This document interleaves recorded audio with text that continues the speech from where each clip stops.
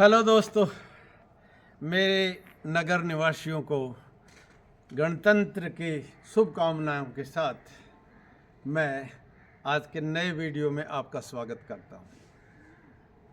मेरी अपनी एक ड्यूटी है जिसका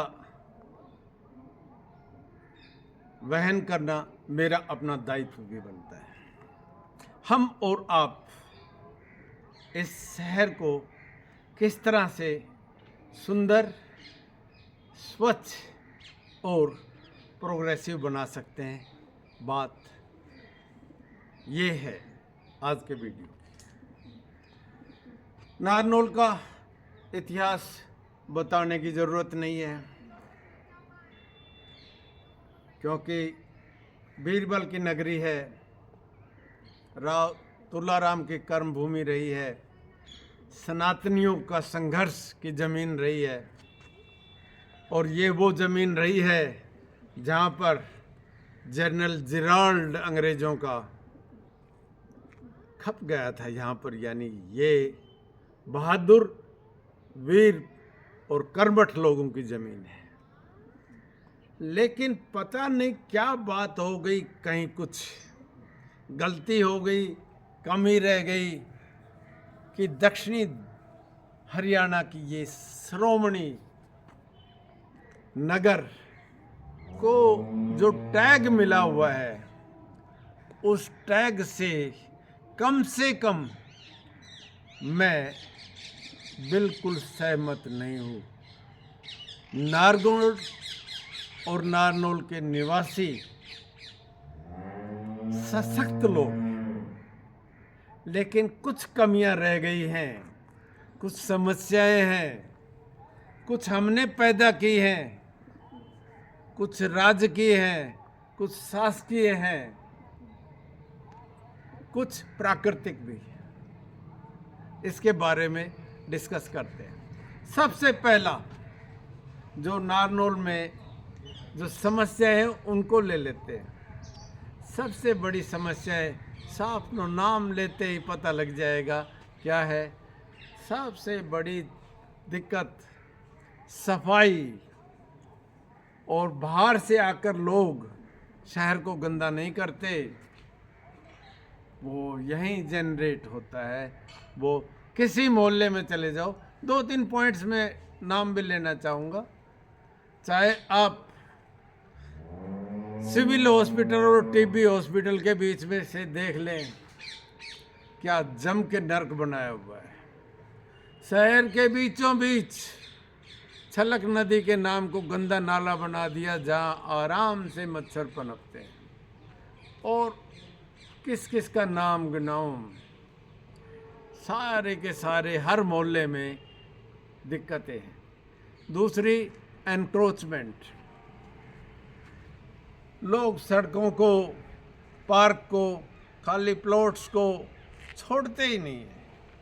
ये भी बाहर के लोग नहीं, यहाँ के लोगों की। यहाँ एक बात आ जाती है ह्यूमन रिसोर्स डेवलपमेंट में, अच्छे साफ सुथरे और चमचमाते इंफ्रास्ट्रक्चर में साफ सुथरे और स्वस्थ और रेस्पॉन्सिबल सिटीजन पैदा होते हैं। अब आ जाती हैं कि क्या होना चाहिए नारनौल में।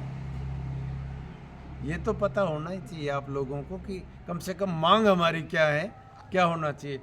मैं बार बार एक बात कहता हूँ, बार बार एक बात कहता हूँ, फिर बार बार एक बात कहता हूँ, दोहराता हूँ। नारनौल को एक विश्वविद्यालय चाहिए, कम से कम एक यूनिवर्सिटी होनी चाहिए।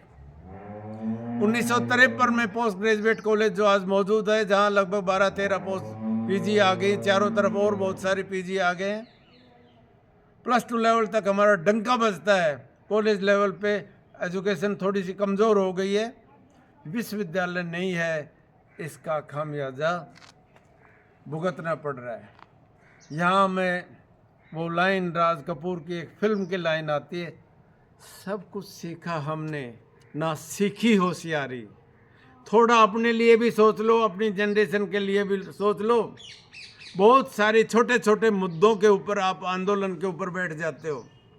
कहीं कोई छोटी सी नाली के लिए बैठ जाते हो, छोटी सी पुली के लिए बैठ जाते हो, और छोटी छोटी चीज़ों के लिए बैठ जाते हो। नारनौल में विश्वविद्यालय के लिए जन समर्थन की आवश्यकता है और जन आंदोलन भी करना पड़े तो उसके लिए भी तैयार रहना चाहिए। नारनौल को एक विश्वविद्यालय दो। इसके बाद अभी तक नारनौल में एक इंजीनियरिंग कॉलेज नहीं है सरकार का, एक भी। ये इंजीनियर ही हैं जिन्होंने, जर्मनी के इंजीनियर्स ने इंग्लैंड को पछाड़ दिया था और अमेरिका के इंजीनियर्स की वजह से दुनिया में नंबर 1 अमेरिका है। चाइना के इंजीनियर्स की वजह से ही वहाँ मैन्युफैक्चरिंग हब हो गया है। इंजीनियरिंग कॉलेज होगा तो कौशलता बढ़ेगी और उसके साथ आईटी पार्क, मैन्युफैक्चरिंग का hub, industrial model township, pharmaceuticals के, इस तरह के टाउनशिप डेवलप करें। नारनौल में तीसरी जो बात मैं बोलूँगा, अब भी हैबिटेट अच्छा नहीं है। सेक्टर क्यों नहीं कट रहे?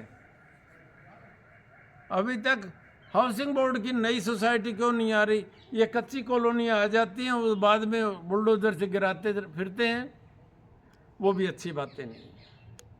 तो नारनौल को ज़रूरी है नए सेक्टर्स में विकसित करें और जितनी भी इंफ्रास्ट्रक्चर के ऊपर, जैसे एक बहुत इम्पोर्टेंट चीज़ रह गई है, नारनौल से बैरोड, अलवर, आगरा तक एक्सप्रेसवे बनना चाहिए। अगर दिल्ली का प्रेशर हटाना है, दिल्ली के चुनाव में भी ये मुद्दा होना चाहिए कि 150 किलोमीटर दूर से दिल्ली के बड़े बड़े एक्सप्रेसवे अगर बनते हैं तो दिल्ली का कंजेशन कम हो जाता है। तो नारनौल से आगरा का जो एक्सप्रेसवे वो जल्दी होना चाहिए। 4 लेनर का हमारे पास जो रेवाड़ी से नारनौल आ गए, इसको 6 लेनर बना देना चाहिए। इसके अलावा बहुत ही ज़रूरी है वो है जो मेट्रो आ रही है गुड़गांव से, अब तक फेज़ में बदल दिए। फेज़ फर्स्ट है रैपिड रेल का, वो रेवाड़ी आ रहे, उसके बाद आएगी निमराना और उसको मोड़ के अलवर की तरफ ले जा रहे हैं। नारनौल की तरफ भी होनी चाहिए थी। RRTS नारनौल तक आनी चाहिए। एम्स का किसी तरह से काम चल पड़ा है, ये सरकार का अच्छा काम है, इसको अच्छा काम कहेंगे। और बड़ी बात यह है कि यहाँ रोज़गार सृजन के लिए बहुत सारी सॉफ्ट इंडस्ट्री है, वो लेके आनी चाहिए। पता नहीं नारनौल के लोगों की बात है और कुछ गवर्नमेंट को भी करके एक लिटरेचर फेस्टिवल नारनौल में ज़रूर मनाना चाहिए, जिसको कल्चरल फेस्टिवल के साथ भी जोड़ देना चाहिए। नारनौल बहुत बड़े कलाकारों की ज़मीन रही है और बहुत बड़े लेखक भी यहाँ पर रहे हैं, तो लिटरेचर फेस्टिवल नारनौल में ज़रूर हर साल मनाना चाहिए। यहाँ हमारे जितने भी सूरवीर रहे हैं उनके नाम के साथ संस्थाओं के नाम, सड़कों के नाम, नई टाउनशिप डेवलप होती है उनके नाम होने चाहिए, जो लगता है दिखाई नहीं देते हैं। यहाँ एक बात और ज़रूरी है वो कहना, वो ये है कि जितने भी लोग भागीदारी रहे हैं, जो नारनौल से बाहर चले गए हैं और बड़े कामयाब हैं, उनको अपने शहर और अपने इलाके की तरफ ध्यान देना ज़रूरी है। जिस तरह से एलुमिनाई होती है इंस्टीट्यूशंस में, उनको बुलाते हैं और वो अपना कंट्रीब्यूशन करते हैं, वो बड़े सिलेक्टिव लोग होते हैं। हमको इन्वेस्टमेंट के हर साल फेस्टिवल मनाने चाहिए। मेले लगते हैं, इतना पैसा हम लगाएंगे, इतना, वो फेस्टिवल यहाँ अभी तक नहीं हुआ है, पता नहीं दूर ही दूर रह जाता है। ये प्लानिंग में बहुत ज़रूरी है कि विकास का फैलाव ज़रूरी है, वर्टिकल और हॉरिजॉन्टल में भी। अकेला गुड़गांव कब तक हरियाणा का मैप बदलता रहेगा? ऐसे विकास के पोल्स हर डिस्ट्रिक्ट के ऊपर विकसित कर देने चाहिए। यहाँ छोटी छोटी 3-4 बातें और कहना चाहूँगा। चकबंदी, कितने साल हो गए, जो ज्वाइंट पंजाब था तब चकबंदी हुई थी, ज़मीन के टुकड़े टुकड़े हो गए हैं। चकबंदी दोबारा से होनी चाहिए। 1 स्क्वायर मीटर के हिसाब से या 1 स्क्वायर फुट के हिसाब से, 1-1 इंच के हिसाब से लैंड यूज़ की प्लानिंग होनी चाहिए। कहाँ भवन बनने हैं, कहाँ मार्केट बननी है, कहाँ सड़कें बननी है, ताकि योजना से अगर आगे हम विकास करते हैं तो समस्याएं कम होती हैं। लैंड यूज़ प्लानिंग बहुत ही ज़रूरी है। इसके अलावा नारनौल, क्योंकि स्पोर्ट्स की ज़मीन है, तो नारनौल में स्पोर्ट्स का इंस्टीट्यूट होना बहुत आवश्यक है। और जहाँ तक हो सके, फिर कह रहा हूँ मैं, प्राइवेट इंस्टीट्यूशंस की भागीदारी, और उसमें भी बुला के, आकर्षित करके, लोभ देकर, सुविधाएं देकर कोचिंग सेंटर्स का हब नारनौल में विकसित करना जरूरी है। कोचिंग सेंटर वो काम करते हैं, स्ट्रीमलाइन करते हैं नॉलेज को, और वो रोज़गार की तरफ ले जाते हैं। जैसे कोटा में विकसित हो गया, जैसे सिक्कर में विकसित हो गया, जैसे मुखर्जी नगर में विकसित हो गया। इनका योगदान होता है, ये दिखाई नहीं देते, ये साइलेंट रिवर्स होते हैं। नारनौल के लोग सक्षम हैं, बुद्धिमान हैं, सबल हैं, लेकिन अभी तक भोले रहे हैं। उनको अपनी जायज़ मांग के लिए बताते भी रहना चाहिए, सतर्क भी रहना चाहिए, और जहाँ ज़रूरत पड़े तो थोड़ा बहुत अपना जज्बा दिखा भी देना चाहिए। जब ज़रूरत पड़े हमको संगठित होकर, फिर वही बात मैं कहूँगा, एक यूनिवर्सिटी के लिए, एक इंजीनियरिंग कॉलेज के लिए, एक मॉडल टाउनशिप के लिए, इंडस्ट्रियल मॉडल टाउनशिप के लिए, कोचिंग सेंटर्स के लिए, और लिटरेचर फेस्टिवल के लिए, चकबंदी के लिए, और किसानों की ज़रूरी सुविधाएं जो MSP है, वो इकट्ठा काम है,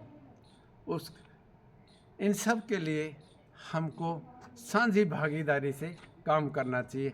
हमको नारनौल को एक सुंदर और स्वच्छ, आकर्षक नगर बनाना है, ताकि आने वाले नस्लों को हम एक भाग्यशाली शहर दे सकें। ये बात कहते हुए पुनः आप लोगों को गणतंत्र दिवस की बधाई देते हुए, आपका जय हिंद कहते हुए, मेरे इस वीडियो में आपका सम्मान करते हुए मैं विराम लेना चाहूँगा। जय हिंद।